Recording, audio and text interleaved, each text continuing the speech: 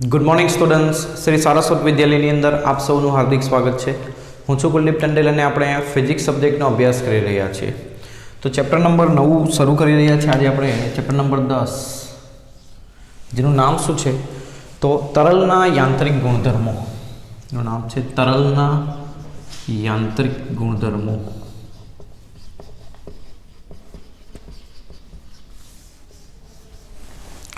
તો તરલ એટલે શું? પહેલો પ્રશ્ન આપણને એ થવો જોઈએ, તરલ એટલે શું?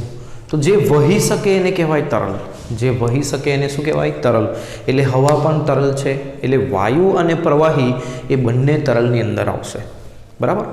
તો કારણ કે હવા વહી શકે છે અને પાણી પણ વહી શકે છે, એટલે જે વહી શકે એને આપણે શું કહેશું? તરલ. બરાબર? તો તરલની અંદર સૌ પ્રથમ પહેલી રાશિ આપણે ભણીશું એની ઘનતા. એની ઘનતા. તો કોઈ પણ પદાર્થની ઘનતા એટલે શું? તો કે પદાર્થની ઘનતા એટલે પદાર્થનું દળ ભાગ્યા કદ. એને શું કહેવાય? પદાર્થની ઘનતા. તો એનો એકમ શું થશે? કિલોગ્રામ પ્રતિ મીટર ક્યુબ. બીજી રાશિ છે વિશિષ્ટ વજન. બીજી રાશિ શું છે? વિશિષ્ટ વજન. અથવા તો એ પહેલા સાપેક્ષ ઘનતા સમજીએ. કઈ ઘનતા? સાપેક્ષ ઘનતા. તો પદાર્થની ઘનતા એ 4 ડિગ્રી સેલ્સિયસ તાપમાને રહેલા પાણીની ઘનતા સાથે સરખાવશો તો એને કહેવાશે પદાર્થની સાપેક્ષ ઘનતા. એટલે સાપેક્ષ ઘનતા બરાબર આપણે લખીશું પદાર્થની ઘનતા ભાગ્યા 4 ડિગ્રી સેલ્સિયસ તાપમાને પાણીની ઘનતા. તો પદાર્થની ઘનતા ભાગ્યા 4 ડિગ્રી સેલ્સિયસ તાપમાને પાણીની ઘનતા. અને 4 ડિગ્રી સેલ્સિયસ તાપમાને પાણીની ઘનતા હોય છે 10³ કિલોગ્રામ પ્રતિ મીટર ક્યુબ, અથવા તો તમે 1 ગ્રામ પ્રતિ સેન્ટીમીટર ક્યુબ પણ લખી શકો. આ તમારે યાદ રાખવું પડશે. નેક્સ્ટ રાશિ છે વિશિષ્ટ વજન. તો વિશિષ્ટ વજન એટલે શું? તો કે એકમ કદ દીઠ પદાર્થના વજનને કહેવાય વિશિષ્ટ વજન. એટલે પદાર્થનું વજન ભાગ્યા કદ. તો વજન બરાબર mg લખાય ભાગ્યા કદ. દળ ભાગ્યા કદ બરાબર ઘનતા લખાય. એટલે વિશિષ્ટ વજનને આપણે ρg લખી શકીએ. એના પછી છે વિશિષ્ટ ગુરુત્વ. એના પછી શું છે? વિશિષ્ટ ગુરુત્વ. તો વિશિષ્ટ ગુરુત્વ એટલે શું? તો કે પદાર્થનું વિશિષ્ટ વજન ભાગ્યા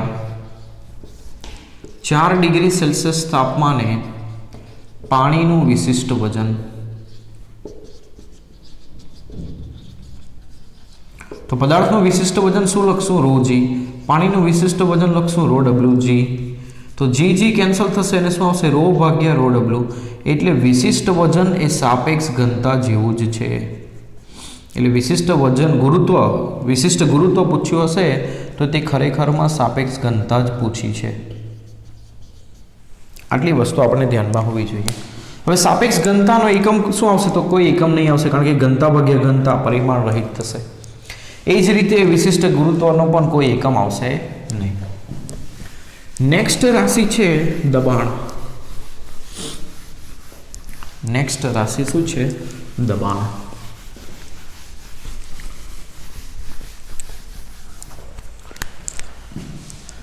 તો જ્યારે આપણે કોઈ પદાર્થને તરલની અંદર મૂકીશું, આવો એક પદાર્થ તરલની અંદર મૂક્યો છે, તો આ જે તરલ છે એ પદાર્થની સપાટી પર દરેક જગ્યાએથી સપાટીને લંબ રૂપે બળ લગાડશે.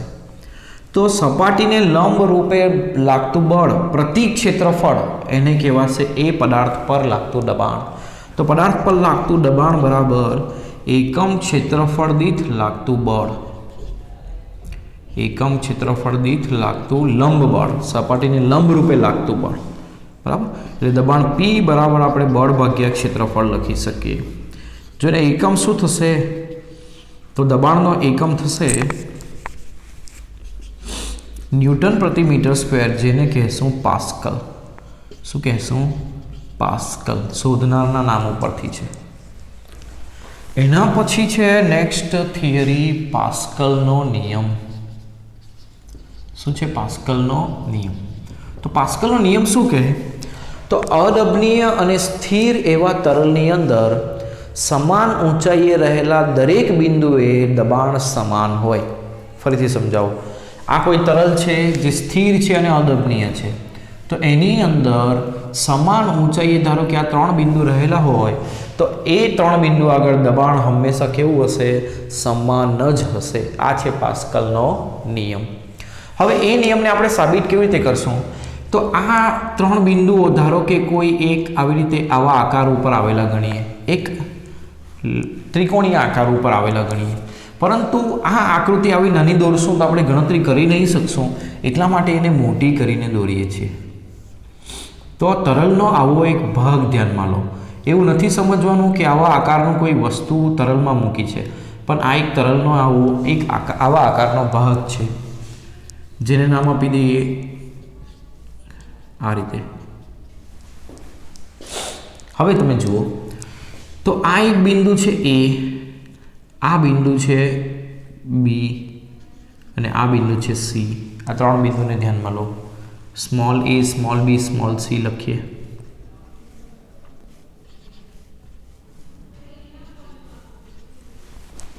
હવે જુઓ તો અહીં આ તરલ આ સપાટી ઉપર દબાણ ઉદ્ભવશે. તરલના કારણે આ સપાટી ઉપર આ જે સપાટીઓ છે AD, EBE અને નીચેની સપાટી BC, FE, આ ઉપરની સપાટી AC, FD, એ બધા ઉપર આ તરલના કારણે દબાણ ઉદ્ભવશે. હવે દબાણના કારણે એના ઉપર શું લાગશે? બળ લાગશે. દબાણના કારણે એના ઉપર શું લાગશે? બળ. તો દબાણને કારણે લાગતું બળ એ સપાટીની ઉપર અને લંબ દિશામાં હોય. એટલે આ ત્રણેય બિંદુ આગળ લાગતું બળ, અહીં આગળ લાગતું બળ ધારો કે FA લખીએ, અહીં આગળ લાગતું બળ FC લખીએ અને અહીં આગળ લાગતું બળ FB લખીએ. આ રીતે બળ આવશે. ધારો કે અહીં આગળ ખૂણો છે થીટા. આ ખૂણો કેટલો લીધો છે આપણે? થીટા.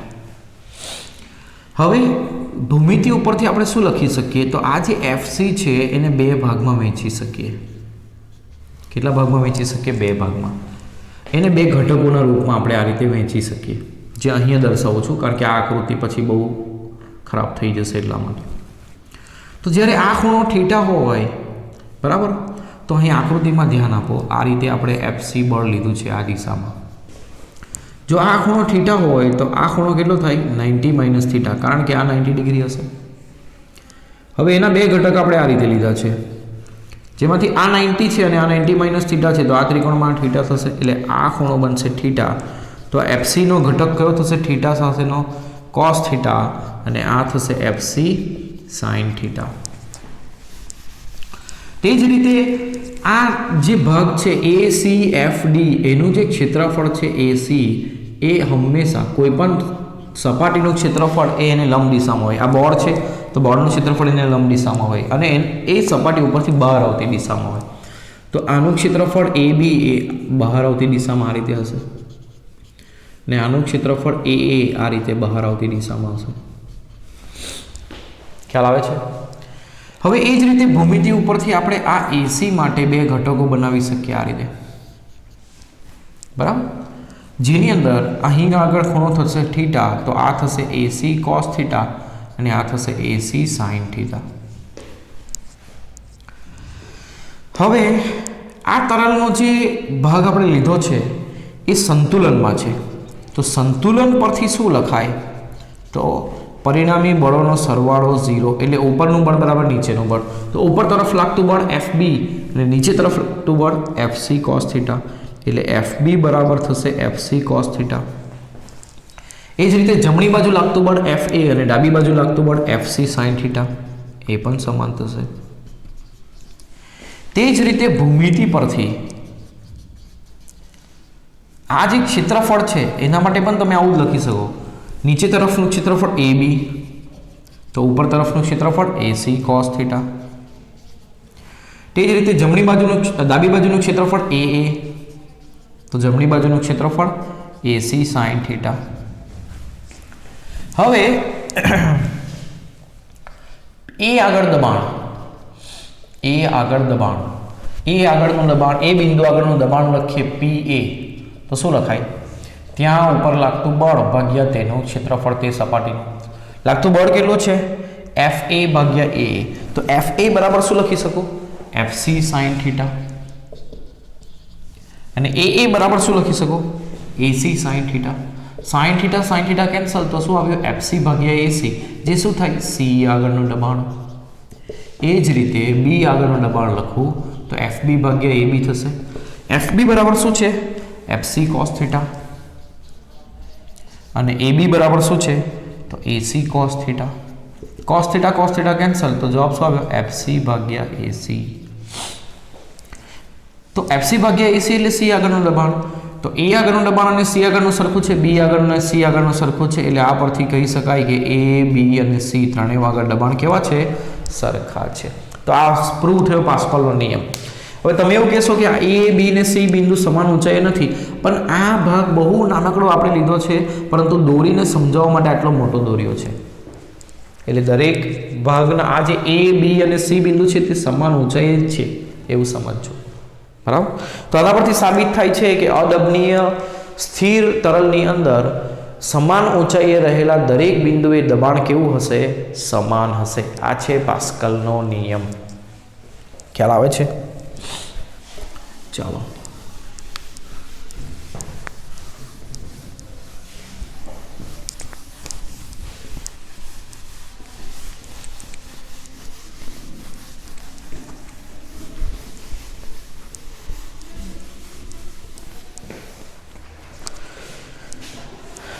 નેક્સ્ટ ટોપિક જોઈએ ઊંડાઈ સાથે દબાણમાં ફેરફાર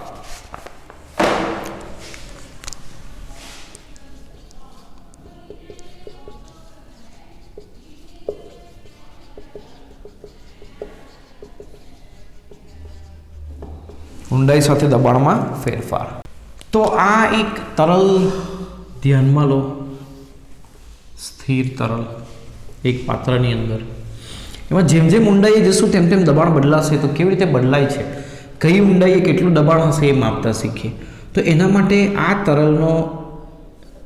તરલની અંદર બે બિંદુઓ ધ્યાનમાં લઈએ આ અહીંયા આગળનું બિંદુ 1 અને અહીંયા આગળ બિંદુ 2 ધારો કે અહીંયા આગળ દબાણ છે P1 અને અહીંયા આગળ છે દબાણ P2 હવે અહીંયા આગળ તરલનો એક આવો નળાકાર ભાગ ધ્યાનમાં લઈએ હવે આ દબાણને કારણે આ સપાટીઓ ઉપર આ બે સપાટીઓ છે નળાકારની એના ઉપર બળ લાગશે કેવું બળ લાગશે તો દબાણ બરાબર શું થાય બળ ભાગ્યા ક્ષેત્રફળ તો બળ બરાબર શું થશે દબાણ ગુણ્યા ક્ષેત્રફળ આ બંને ભાગના ક્ષેત્રફળ સરખા હશે અને તેને A ધારી લઈએ તો F1 બળ એ પહેલી સપાટી ઉપર લાગશે કઈ દિશામાં લાગશે તો આ રીતે લાગશે ઉપર તરફ એટલે ઉપર તરફ લાગતું બળ F1 અથવા તો ચાલો આપણે ટેક્સ્ટ બુક પ્રમાણે કરવા માટે અહીં 1 નંબર આપે અહીં 2 આપે આ બિંદુ 2 છે ને આ બિંદુ 1 છે તો આ બળ F2 એ સપાટીની ઉપર તરફ લાગશે સપાટીને લંબ દિશામાં દબાણને કારણે લાગતું બળ હંમેશા સપાટીને લંબ દિશામાં એની ઉપર તરફ લાગે આ સપાટી ઉપર બળ એની ઉપર તરફ એટલે આ દિશામાં લાગશે F1 સમજાયું તો આ બળ F1 કેટલું હશે તો ત્યાં આગળનું દબાણ P1 અને આડછેદનું ક્ષેત્રફળ A એ જ રીતે બળ F2 કેટલું હશે તો દબાણ P2 અને આડછેદનું ક્ષેત્રફળ A હવે આ તરલ છે આ તરલનો જે આટલો સ્તંભ છે આટલો ભાગ છે એનું વજન બળ નીચેની દિશામાં હશે કેટલું mg તો ત્રીજું બળ એના ઉપર લાગશે વજન બળ mg હવે દળ બરાબર શું થશે ઘનતા ગુણ્યા કદ આ નળાકારનું કદ કેટલું થશે તો એનું આડછેદનું ક્ષેત્રફળ ગુણ્યા એની લંબાઈ ધારો કે એની લંબાઈ ધારી લઈએ h તો લંબાઈ થશે h એટલે કદ બરાબર ક્ષેત્રફળ ગુણ્યા લંબાઈ લખી * g આટલું વજન બળ લાગશે હવે આ તરલનો જે ભાગ આપણે લીધો તે અહીં જ છે એટલે સંતુલનમાં છે એટલે તરલ સ્તંભના સંતુલન પરથી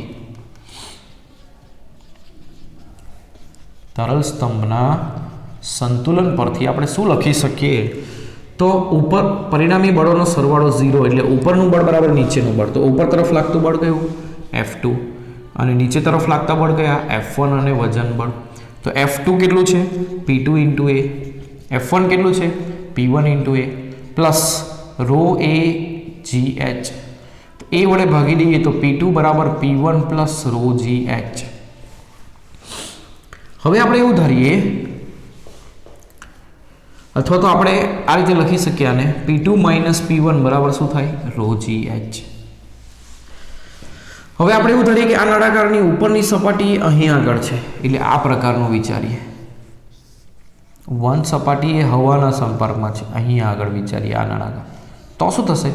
ઉપર તરફનું દબાણ P1 બરાબર વાતાવરણને કારણે લાગતું દબાણ હશે, એટલે PA લખી શકાય. બરાબર, કારણ કે આની ઉપર કોણ છે? વાતાવરણ. વાતાવરણમાં હવા છે, એટલે હવા પણ દબાણ લગાડે, કારણ કે હવા પણ શું છે? તરલ છે. તો ઉપર તરફ વાતાવરણની હવાને કારણે લાગતું દબાણ એ વાતાવરણનું દબાણ કહેવાય. એટલે P1 બરાબર આપણે શું મૂકી શકીએ? PA. માટે P2 માઇનસ PA બરાબર શું થશે? Rho g h. તો P2 બરાબર, હવે અહીંયા આગળનું દબાણ એ P2ની જગ્યા ઉપર આપણે લખીએ P. બરાબર, આ બિંદુ આગળ તો P2ની જગ્યા પર લખીએ P. તો P બરાબર PA plus rho g h થયું. આને કહેવાય નિરપેક્ષ દબાણ. તો આ શું બતાવે એ સમજો. તો આ બિંદુએ દબાણ એ PA plus rho g h છે. PA ઉપરના વાતાવરણને કારણે, તો રો જી એચ જે શું છે? એ આટલા તરલના સ્તંભના કારણે ઉદ્ભવતું દબાણ છે. એટલે H જેટલી ઊંડાઈએ દબાણ તરલની અંદર કેટલું હોય? Rho g h. અથવા તો એવું કહી શકીએ આટલા તરલના સ્તંભના કારણે દબાણ કેટલું બને? Rho g h. તો તરલ સ્તંભના કારણે દબાણ કેટલું મળશે? તો રો જી એચ જેટલું મળશે. એટલે શું? તો કે ધારો કે આ એક બકેટ છે મોટી, જેમાં H ઊંચાઈ સુધી પાણી છે.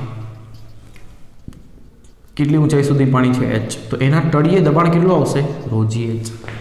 હવે આવી નાની કસનળી લઈએ પાટડી, જેમાં પણ આટલી ઊંચાઈ સુધી જ પાણી લીધું, તો અહીંયા પર દબાણ કેટલું આવશે? Rho g h. પાણી છે એટલે પાણીની ઘનતા, જી ગુરુત્વ પ્રવેગ અને ઊંચાઈ બંનેમાં સરખી લીધી. આ બતાવે કે પાત્રનો આકાર કેવો છે, એનું તળિયું કેવું છે, એના ઉપર એનું આડછેદનું ક્ષેત્રફળ કેવું છે, એના ઉપર આ દબાણ આધારિત નથી.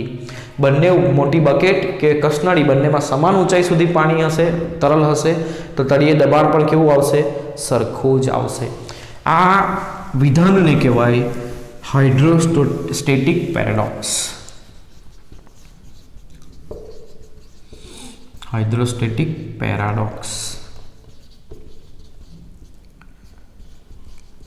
સમજાયું? અથવા તો દ્રવ સ્થિત વિરોધાભાસ એવું કહી શકાય. એને શું કહેવાય? દ્રવ સ્થિત વિરોધાભાસ. દ્રવ સ્થિત વિરોધાભાસ એટલે તરલ સ્તંભના કારણે લાગતું દબાણ પાત્રના આધાર આડછેદના ક્ષેત્રફળ કે આકાર પર આધારિત નથી. એટલે એના પરથી એક ઉદાહરણ આપ્યું છે કે ધારો કે આ પ્રકારનું એક પાત્ર હોય,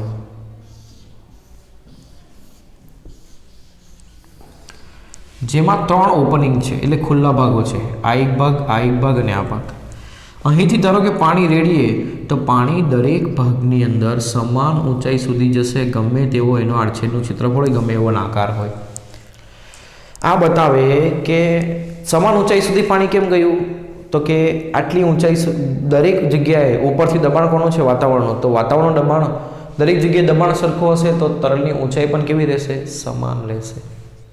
એટલે આકાર બધાનો અલગ અલગ છે, પણ દરેકમાં પાણી સમાન ઊંચાઈ સુધી ગયું, એટલે દરેકમાં દબાણ પણ કેવું હશે? સમાન હશે. ખ્યાલ આવે છે? એટલે પાત્રનો આકાર પર એ દબાણ આધારિત નથી. એને કહેવાય દ્રવ સ્થિત વિરોધાભાસ. ખૂબ અગત્યની થિયરી. તો યાદ રાખશું આપણે કે કોઈ પણ તરલ હોય તો તેના H ઊંચાઈના સ્તંભના કારણે આટલું દબાણ લાગે, કેટલું? Rho g h. હવે આ જે દબાણ છે P માઇનસ PA, આ સૂત્ર પરથી લખીએ રો જી એચ, જે ફક્ત તરલ સ્તંભના કારણે ઉદ્ભવતું દબાણ છે, એને ગેજ દબાણ કહેવાશે. એને શું કહેવાશે? ગેજ દબાણ. ખ્યાલ આવ્યો? તો સહેલી છે આ થિયરી પણ. તો ઊંડાઈ સાથે દબાણમાં ફેરફાર આ ધ્યાનમાં રાખવું. અને પાસ્કલનો નિયમ સમજાવે છે કે સમાન ઊંચાઈએ રહેલા બિંદુઓએ દબાણ કેવું હોય છે? સમાન હોય છે.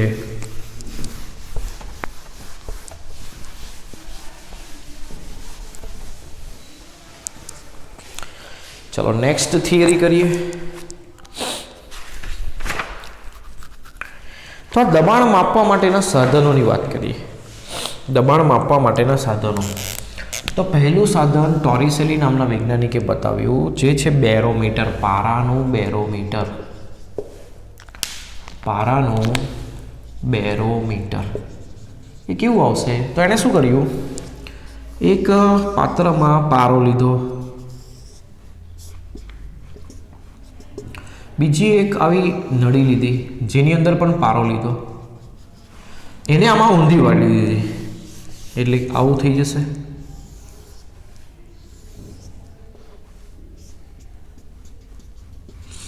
ધારો કે h ઊંચાઈ સુધી પારો ઉપર ગયો છે આ નળીમાં. અહીંયા પારાની બાષ્પ છે, હવા નથી, એટલે કોઈ હવાના કારણે લાગતું દબાણ અહીંયા લઈ શકીએ નહીં. હવે આનાથી કેવી રીતે વાતાવરણનું દબાણ ખબર પડી એ સમજીએ. તો અહીંયા આગળ ને અહીંયા આગળ આ બે બિંદુ છે A અને B, બંને સમાન ઊંચાઈએ છે, એટલે બંને આગળ દબાણ કેવું આવશે? સમાન. A આગળ દબાણ ઉપરથી કોનું લાગશે? ઉપર વાતાવરણ છે એટલે વાતાવરણનું. B આગળ દબાણ કોનું લાગશે? તો આ પારાની બાષ્પ વડે કોઈ દબાણ નહીં લાગશે, પરંતુ આટલા પારાના સ્તંભના કારણે દબાણ લાગશે. કેટલું? ρgh. તો વાતાવરણનું દબાણ કેવી રીતે માપ્યું એને? તો પારો કેટલો ઉપર ગયો, બરાબર? પારો કેટલો ઉપર ગયો તે ઊંચાઈ લખી, પારાની ઘનતા લખી અને g લખ્યું. તો આ જે વાતાવરણનું દબાણ છે, એક વાતાવરણ, એના બરાબર જવાબ આવ્યો 1.013 × 10⁵ પાસ્કલ. અને એ જે વાતાવરણનું દબાણ છે એના કારણે પારો 76 સેન્ટીમીટર ઉપર ગયો, એટલે એનો એકમ આવો પણ એક લખી શકાય 76 સેન્ટીમીટર Hg, અથવા મિલીમીટરમાં લખો તો 760 મિલીમીટર Hg. આ બતાવે પારો ભર્યો છે એટલે ઘનતા પારાની લેવાની, ઊંચાઈ આટલી લેવાની, એટલે ઊંચાઈ અને ઘનતા મળી અને g વડે ગુણો તો તમને જે દબાણ મળશે એ કોનું મળશે? વાતાવરણનું દબાણ. તો દરિયાની સપાટીએ વાતાવરણ વડે લાગતા દબાણને કહેવાય વાતાવરણનું દબાણ. તે કેટલું હોય? આટલું હોય 1.013 × 10⁵ પાસ્કલ. તો આ પણ દબાણના એક અલગ અલગ એકમો છે. mm of Hg અને cm of Hg, એને cm of Hg આવું પણ લખ્યું હોય, અને આને આ રીતે લખવામાં આવે વંચાઈ cm of Hg, centimetre of Hg. mm એટલે મિલીમીટર ઓફ Hg. તે જ રીતે 1 મિલીમીટર ઓફ Hg ને સમતુલ્ય દબાણ 133 પાસ્કલ મળે, જેને ટોરિસેલી નામના વૈજ્ઞાનિકે શોધ્યું, એટલે એના ઉપરથી નામ આપવામાં આવ્યું એને 1 ટોર.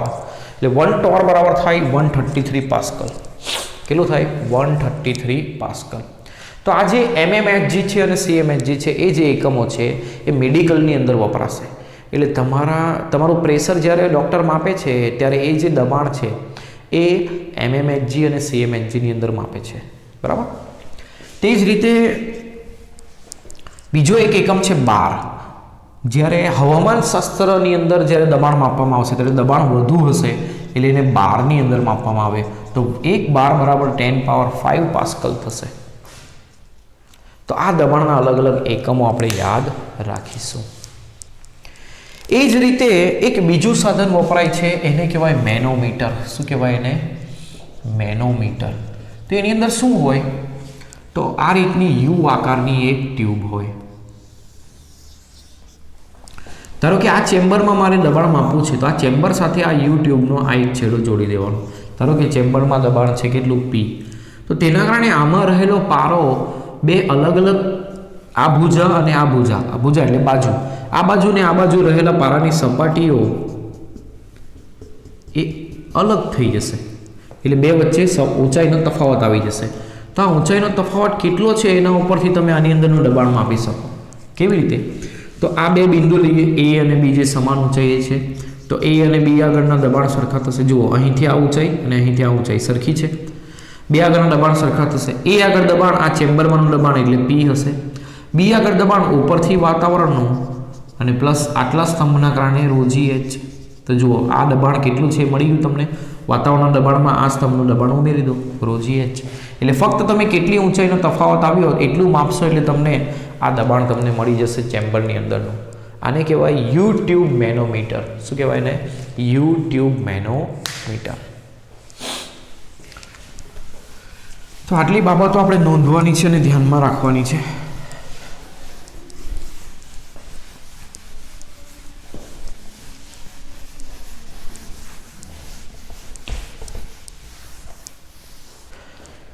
હવે આ જે દબાણના ટોપિકો આપણે કર્યા એનો ઉપયોગ કરીને અમુક યંત્રો બનાવવામાં આવ્યા છે. હાઇડ્રોલિક યંત્રો કહેવાય એને. હાઇડ્રોલિક યંત્રો. તો કોઈ એક જગ્યાએ તમે દબાણ આપશો તો તે દબાણ તરલમાં દરેક જગ્યાએ સમાન રીતે પ્રસરે છે. જેમ કે આવી 3 નળીઓ મેં મૂકી છે. એ 3 નળીઓ જોડાઈ છે અહીં આ એક નળી સાથે. અહીં એક તરલ છે. હવે અહીંથી પિસ્તનથી તમે અહીં દબાણ આપશો એટલે એ દબાણના કારણે આ સપાટી પણ ઉપર જશે, આ સપાટી પણ ઉપર જશે, આ સપાટી, એટલે તમે લગાવેલું બળ એ દરેક જગ્યાએ વહેંચાઈ જાય છે એવું કહી શકાય. તો એનો ઉપયોગ કરીને હાઇડ્રોલિક યંત્રો બનાવવામાં આવે છે. જેમાં પહેલું છે હાઇડ્રોલિક લિફ્ટ. એક ઉદાહરણ લઈએ. Hydraulic lift. હાઇડ્રોલિક લિફ્ટ એટલે શું? તો કે કોઈ ભારે વાહનને મારે ઊંચકવું છે એક સામાન્ય નાનકડું બળ લગાવીને, તો તે કેવી રીતે કરી શકું? તો આ રીતે એક રચના કરવામાં આવશે. અહીં આગળ એક નાનકડું પિસ્તન છે જેના ઉપર આપણે બળ લગાવીશું હેન્ડલથી. એટલે અહીં આપણે બળ લગાવીશું F1 જે નાનું હશે, ને આ પિસ્તનનું આડછેદનું ક્ષેત્રફળ છે A1. અહીં આગળ એક મોટું પિસ્ટન મૂક્યું હશે જેના ઉપર કાર છે. તમે અહીંથી દબાવશો એટલે આના કારણે અહીં બળ લાગશે F2. બરાબર. હવે આ પિસ્ટનનું ક્ષેત્રફળ છે A2. હવે આ બે બિંદુઓ ધ્યાનમાં લો, 2 અને 1 સમાન ઊંચાઈએ છે, તો બંને જગ્યાએ દબાણ કેવું આવશે? સમાન. તો બળ ભાગ્યા ક્ષેત્રફળ ઇઝ ઇક્વલ ટુ બળ ભાગ્યા ક્ષેત્રફળ આવું થશે. દબાણ બરાબર તો શું થાય? બળ ભાગ્યા ક્ષેત્રફળ. તો F2 બળ કેટલું મળશે?